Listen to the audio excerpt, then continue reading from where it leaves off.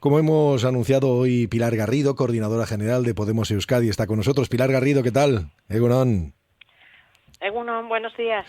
Bueno, Pilar, día después, ¿no? El día después de este 8 de marzo, que al final se ha desarrollado, yo creo que, primero, respetando las medidas que todo el mundo solicitaba, ¿no? Las distancias sociales, las mascarillas, pero poniendo una vez más en las calles la reivindicación necesaria, ¿no? De esta desigualdad estructural que tiene nuestra sociedad.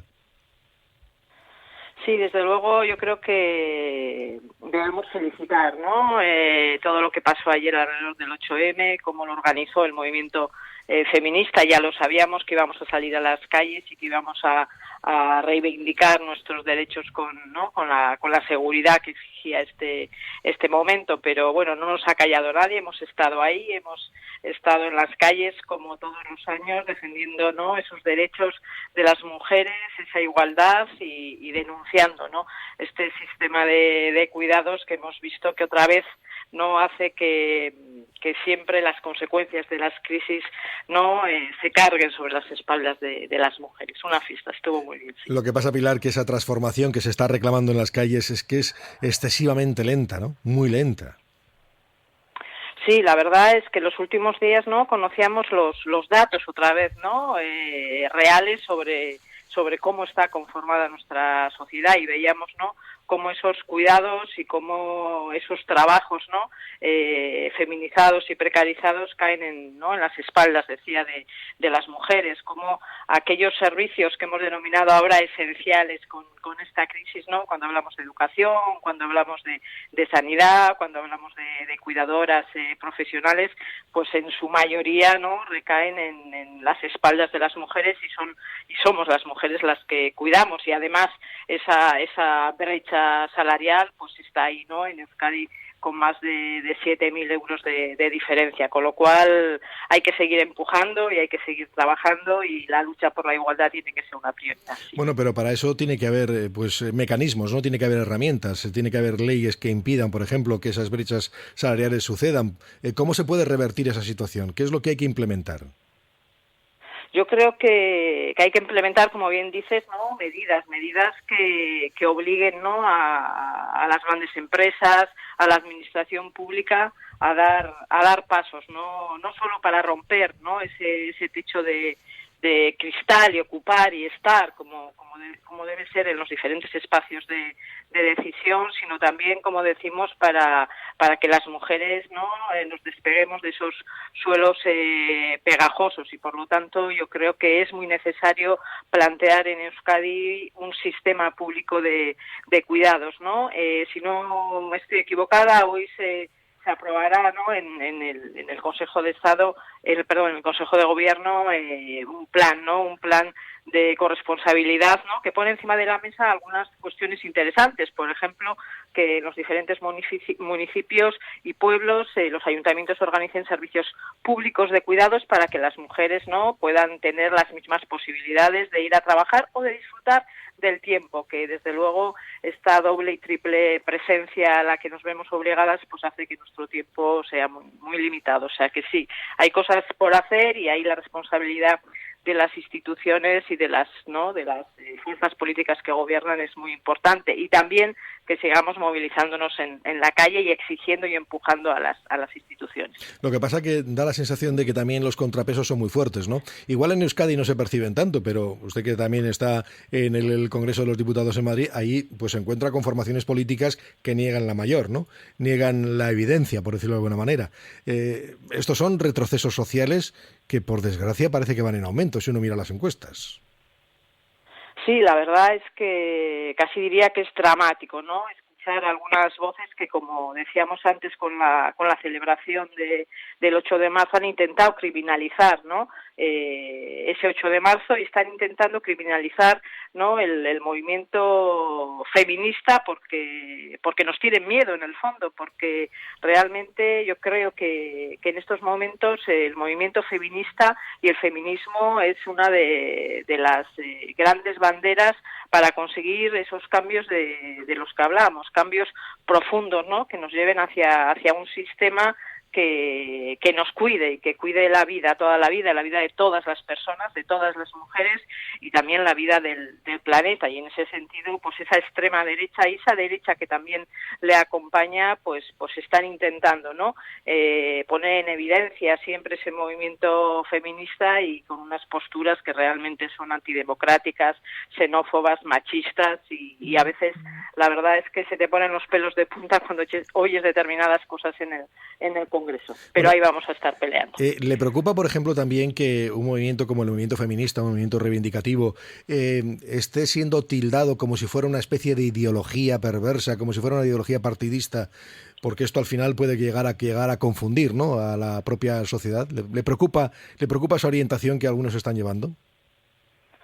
Sí, hay un empeño de criminalización y de hablar de la ideología de género y de negacionismo, ¿no? Como si no existieran, por ejemplo, ¿no?, las violencias machistas y por lo tanto hay toda una estrategia, vuelvo a decir, de poner en evidencia y de acabar con ese o intentar acabar con ese movimiento feminista que busca y que empuja esos cambios. Pero bueno, somos mayoría las mujeres que estamos, ¿no?, en la defensa de los derechos de todas las personas, de los derechos de las mujeres y creo que no van a poder con nosotras porque somos un movimiento cada vez más vivo, como se ha visto en estos últimos años, donde es un gusto ver ¿no?, también esa solidaridad intergeneracional. Igual ves niñas de 16 años que a mamás y señoras mayores de 80. Entonces, yo creo que no nos van a parar.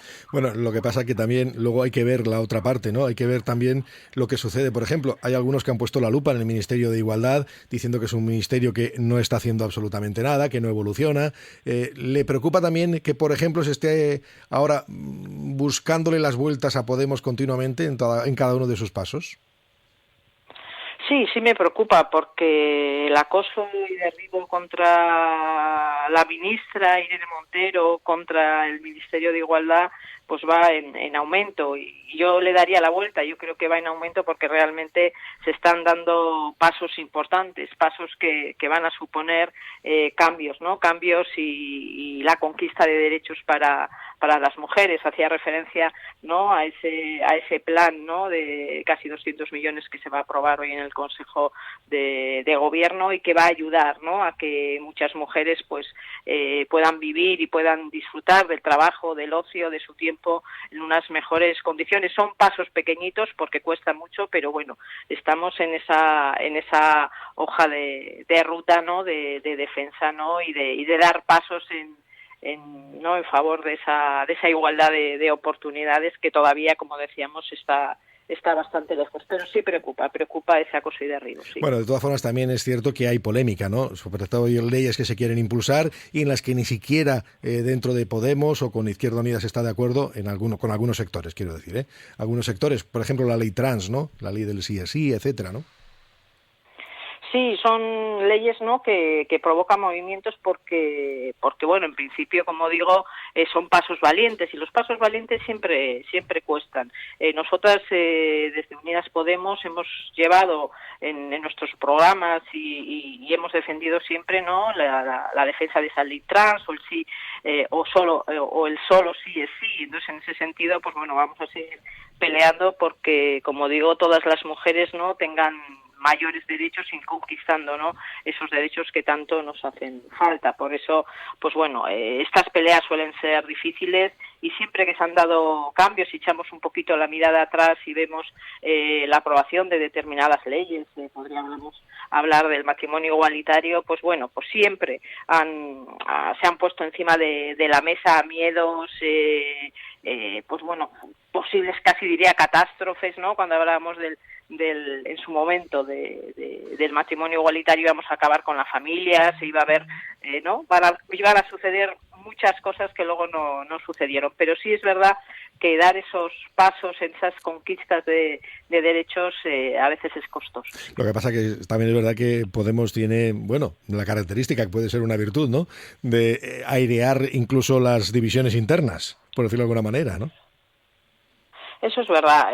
No solo casi no pondría el hincapié en eso, porque es verdad que somos una fuerza política muy diversa, muy abierta, y en ese sentido es normal que surjan debates, pero sí es verdad también, ahí lo voy a decir, que no, que los medios de comunicación ponen siempre el foco, ¿no?, en esas discrepancias, porque hay miles de cosas que nos unen y que ahí están también, y bueno, pues sí es verdad que a veces ese foco puesto en la discrepancia, aunque sea menor, pues hace que eso se convierta, ¿no?, en un centro y esté en la agenda pública. Pero bueno, es que no solamente ya es dentro de Podemos, ¿no? Si uno observa, por ejemplo, el gobierno y uno se limita simplemente a titulares o comentarios o artículos de opinión, da la sensación de que van a durar muy poco juntos, por poner un ejemplo, ¿no?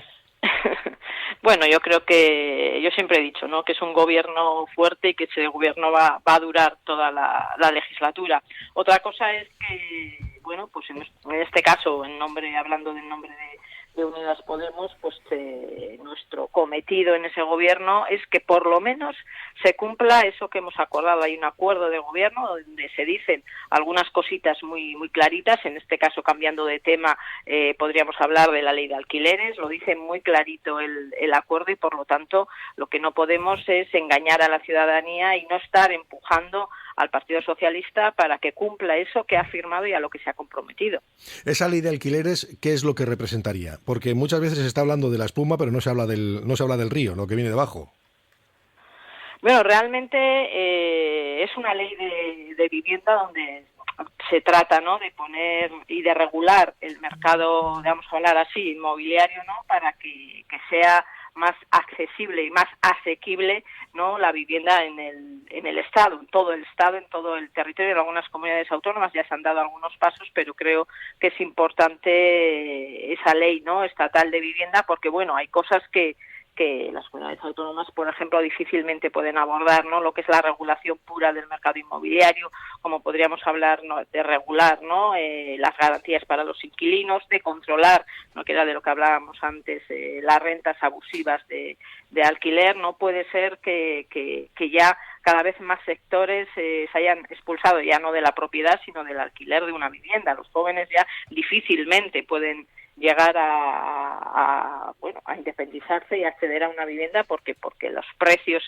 de las rentas pues están muy lejos de los contratos y de los salarios ínfimos. Por lo tanto, hay cuestiones que son importantes, como también poner freno a la especulación y a los fondos buitre. Lo estamos viviendo aquí en Euskadi, en Donosti, en otras ciudades, cómo se van apropiando de nuestros edificios, de nuestras casas, para especular, y eso yo creo que la administración pública no lo puede permitir, ¿no?, en una ciudad como Donosti, donde bueno, pues los precios de la vivienda están por las nubes. Entonces, en todo eso nos tenemos que empeñar, y está recogido, como digo, en el acuerdo de gobierno, y bueno, y estamos peleando para que sea una ley que al final permita que el acceso a la vivienda sea un derecho, pero un derecho real, no solo un derecho que aparece recogido en la Constitución. Sí, ha mencionado precisamente el caso, porque muchas veces da la sensación de que esas actuaciones de los fondos, que últimamente, y según las últimas informaciones, parece que son los que más propiedades están adquiriendo, precisamente no solamente es fuera de nuestra comunidad, que también en Euskadi está pasando, ¿no?,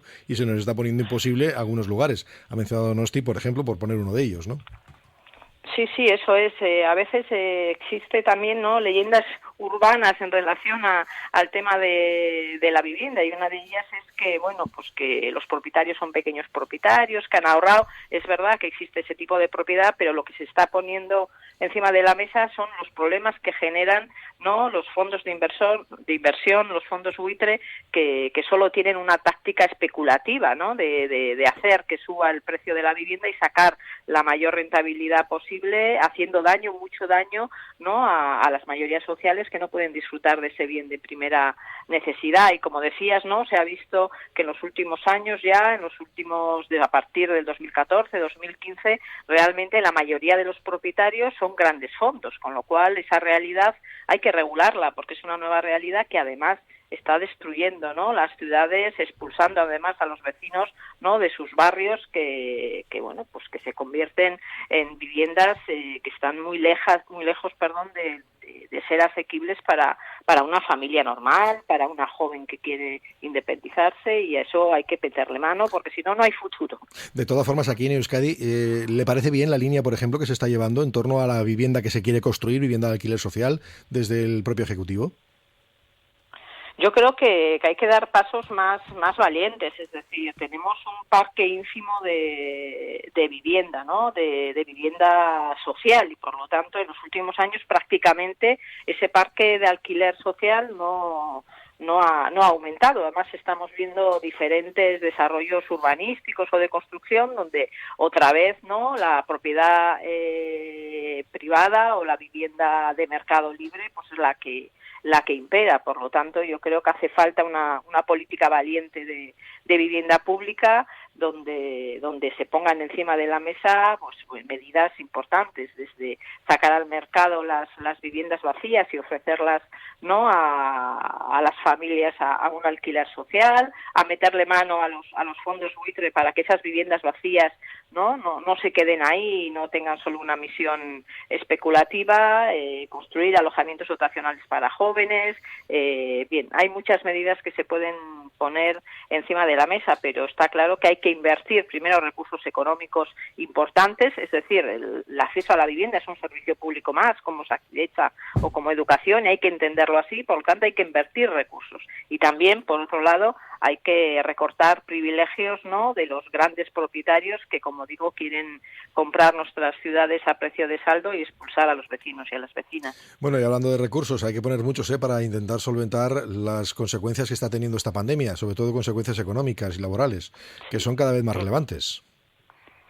Sí, está claro que por un lado hay que pedir responsabilidad y las autoridades tienen que poner límites, por ejemplo en la movilidad, otro tipo de límites porque son importantes para parar los contagios, pero esto tiene que ir también paralelamente con medidas, ¿no?, que apoyen a esos sectores que peor lo están pasando, no solo el sector de la hostelería, sino todas esas empresas que bueno, por ya tras un año en esta situación, ¿no?, de crisis, pues bueno, no pueden mantener sus pequeños negocios o sus empresas, y en ese sentido hay que poner encima de la mesa recursos económicos que vayan directamente a esas empresas para sostener, ¿no?, para sostenerlas, porque por un lado es verdad que están los ERTES, ¿no?, que apoyan, ¿no?, y permiten que los trabajadores puedan seguir ahí, ¿no?, vinculados a las empresas, pero por otro lado hay otra serie de gastos, ¿no?, que tienen que ver con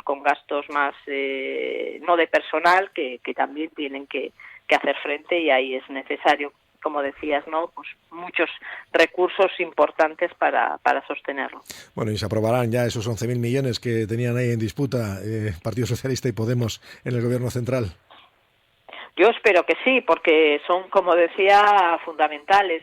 Hay muchas empresas que están en una situación muy delicada, y ese dinero, nosotros decíamos, ¿no?, que tiene que ir directamente a esas empresas, a las empresas que peor lo están pasando, para que se puedan mantener a flote y así nuestra economía pues pueda, ¿no?, seguir, digamos, superando este gran bache que es la crisis que vivimos. ¿Y hasta qué punto va a haber control, por ejemplo, de algunas situaciones? Porque se está esperando como un maná los fondos europeos, pero da la impresión, o al menos las denuncias que hacen muchos sindicatos, etcétera, que estos van a ir dirigidos ya, que están repartidos, y van a ir dirigidos a grandes compañías, porque a las pequeñas no le iba a llegar. Esto no va a ser capaz de llegarles, ¿no?, de precipitarse hacia ellas. O sea, ese tipo de fondos, vamos, quiero decir.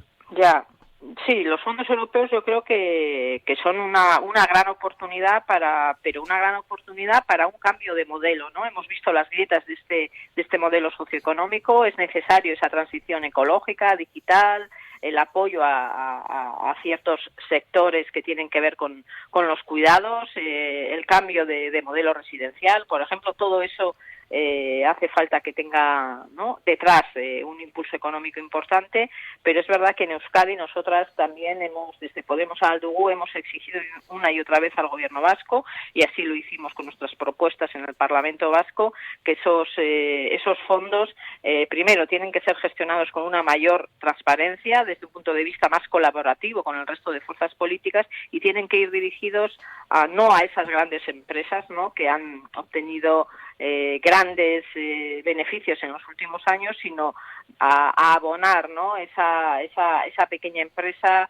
esos pequeños proyectos que son al final los que siempre se quedan en Euskadi, los que son nuestros, los que están enraizados y a los que hay que dirigir esos fondos europeos, y esa parte es muy importante. No puede ser que esos fondos europeos vayan siempre a las mismas manos, a grandes corporaciones, a grandes empresas que al final pues buscan no solo un rédito económico. Tenemos que ayudar a aflorar esa industria vasca que bueno, está aquí apegada, que es una gran industria y que es la que nos va a sostener en el futuro.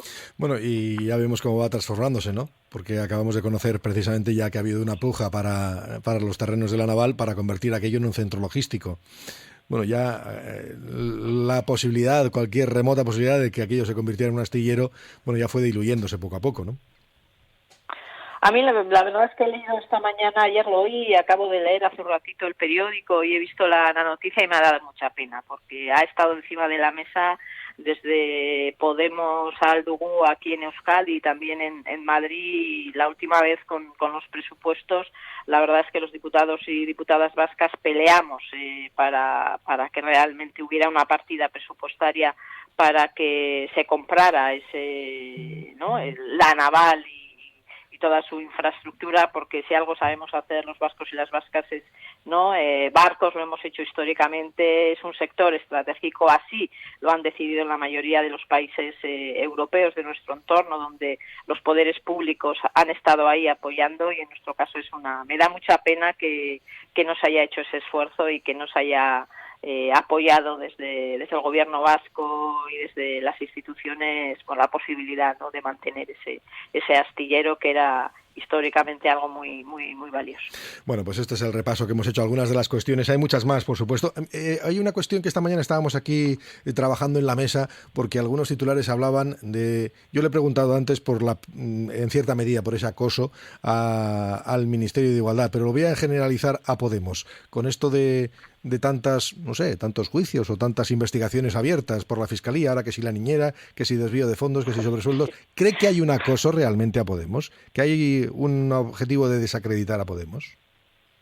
Hombre, yo creo que no es una opinión en este caso de la Coordinadora General, creo que tú lo dices, es decir, casi todos los días, casi diría, se abren periódicos con acusaciones falsas, ¿no?, que luego acaban en nada, ¿no?, a Podemos, la niñera, para adelante, para atrás, que si abrimos, que si cerramos, cajas de solidaridad.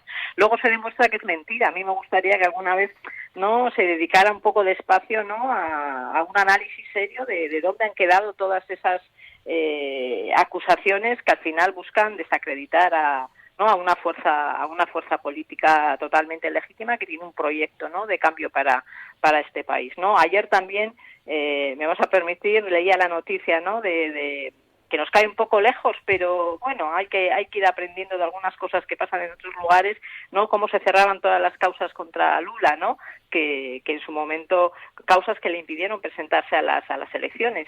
Entonces ese vínculo entre el lawfare y la extrema derecha pues hace que Bolsonaro, un señor de extrema derecha, esté gobernando un país como Brasil, ¿no? Entonces aprendamos de esas cuestiones, porque la democracia tiene ciertos elementos que hay que cuidar, y en ella, ¿no?, está pues el porvenir y el futuro, ¿no?, de los diferentes países, y en ese sentido pues la verdad es que a veces asusta, ¿no?, ese acoso y derribo contra, en este caso, Unidas Podemos por cualquier cosa.